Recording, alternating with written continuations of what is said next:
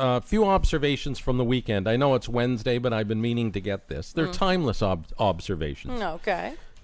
Number one, I'm getting old. I get up the other morning at the Tin Palace, and I looked out in the little bay in front of me. There was guys fishing, and I thought, isn't that sweet?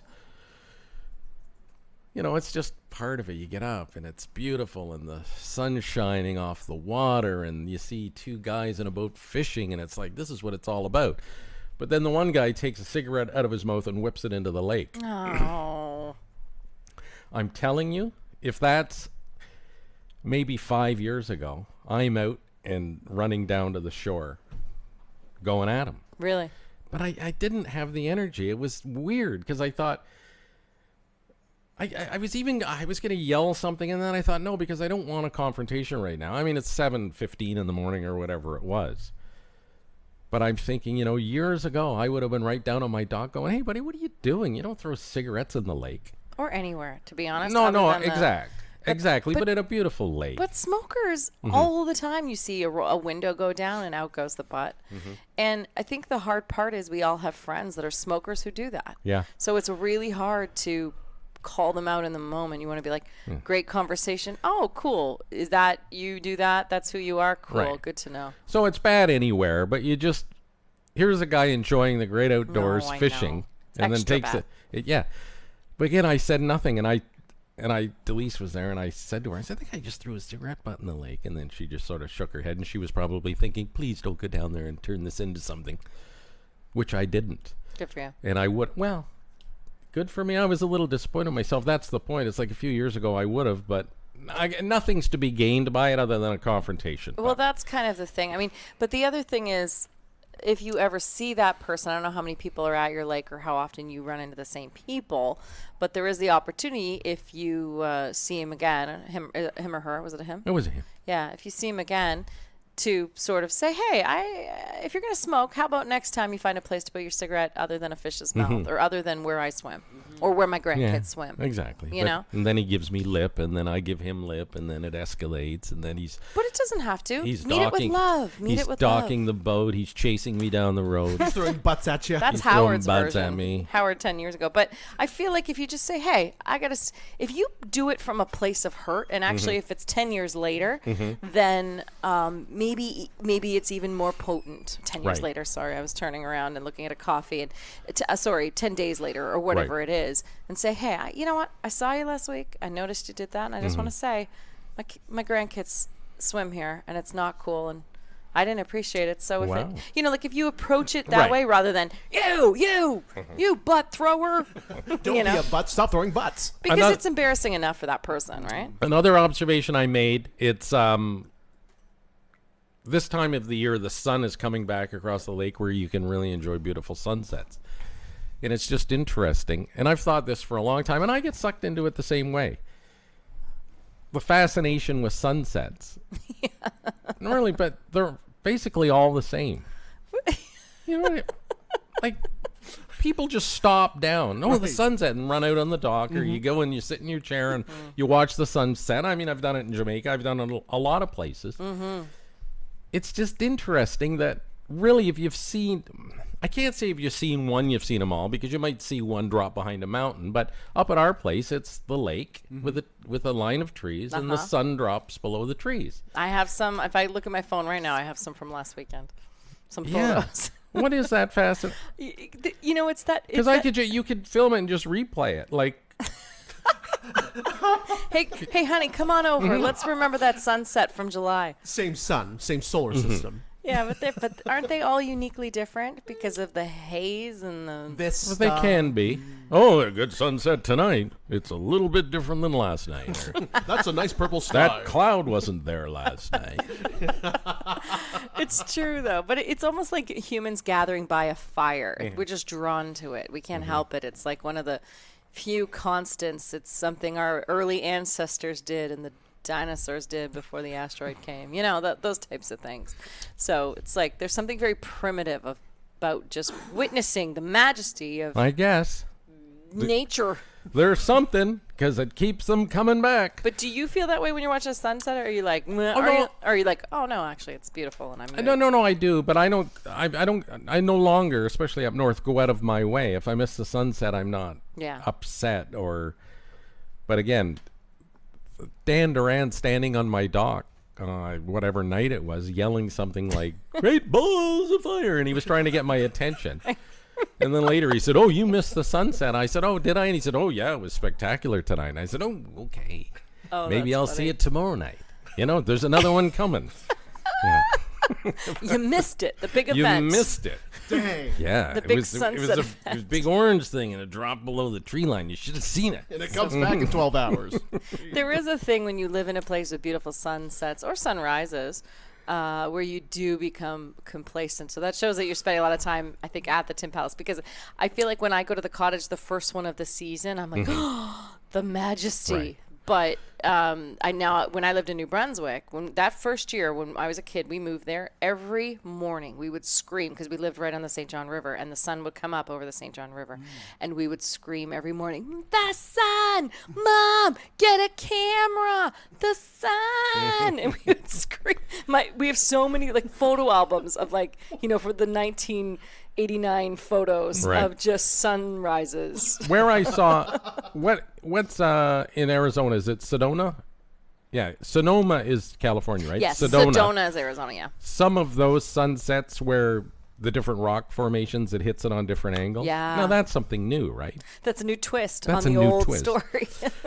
One other observation is I use the 407 to go up into the Kawarthas every weekend. More and more, I am seeing cars with darkened license plate holders. Mm-hmm. What does that mean?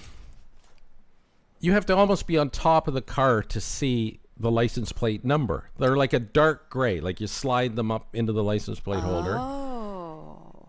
And I've noticed more and more of those, and I'm wondering, is that an attempt to fool the camera? Yeah, possibly. Yeah. And does it work? And where do Does I get it work? And then I was torn. I'm thinking, boy, I mean, I'm running up this 407 bill. I pay. Why don't you pay? Mm-hmm. And then I'm thinking, should I try that? And then you're thinking that's theft. And then I'm thinking, yeah, but look at the money you could save. And then I'm thinking, well, that's not fair.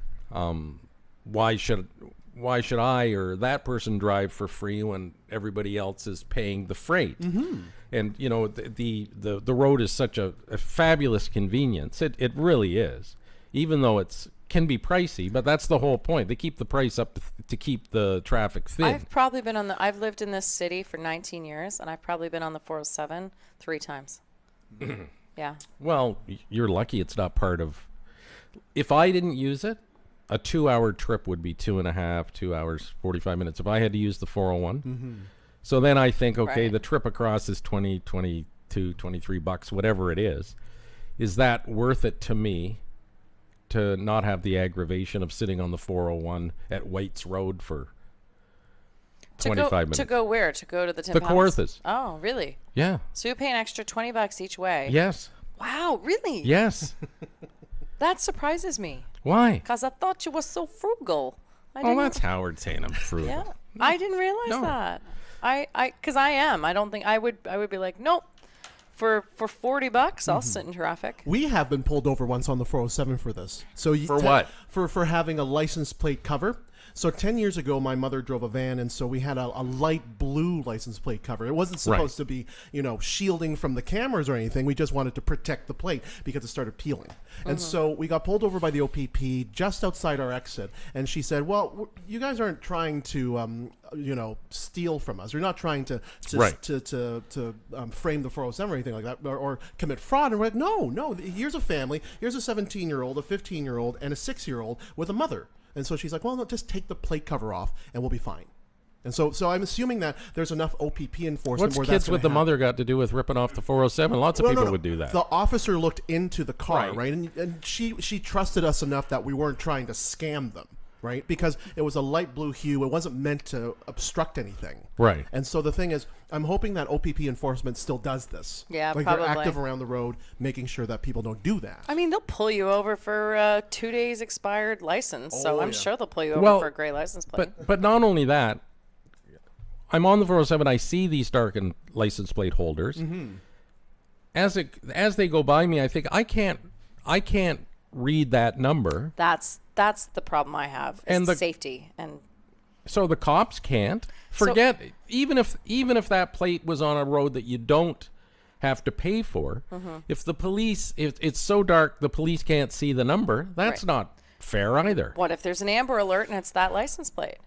Then that's their way of getting out of it. So my next question would be, if they stop you and you have that, is it a warning like Phil got? Yes. Or if it's really dark and it's obvious, come it on, can be a let's ticket, yes. let's be serious. I mean, these people are obviously trying to fool the camera. That, are you sure that's what it is? It's not Well, some my- hip new fashion trend of gray plates. Well, it just doesn't make sense. So, okay, I fashion trend of what? Having a dark license plate number where you can't see, Maybe or like a license plate holder where you can't see the numbers. because it's cool, like tinted windows, which I also have an issue with. Mm-hmm.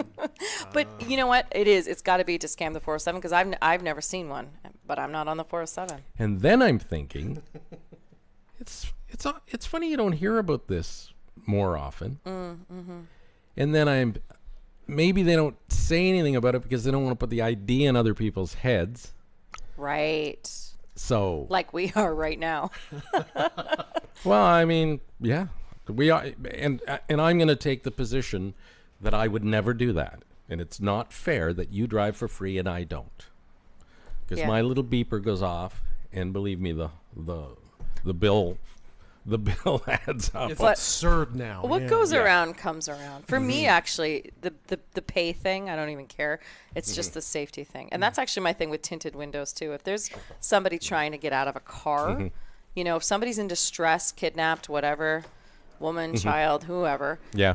who's going to see them if they're in the back of a car with the tinted windows? Why are those things legal? I know, and there's a lot of people, my brother-in-law has them. There's a lot of people who have them. Also, I hate it when I'm telling you to signal and I can't make eye contact with you. I'm telling you you can go, and the person's just sitting behind a wall of darkened Darth Vader black. Right. Hate it. Hate it.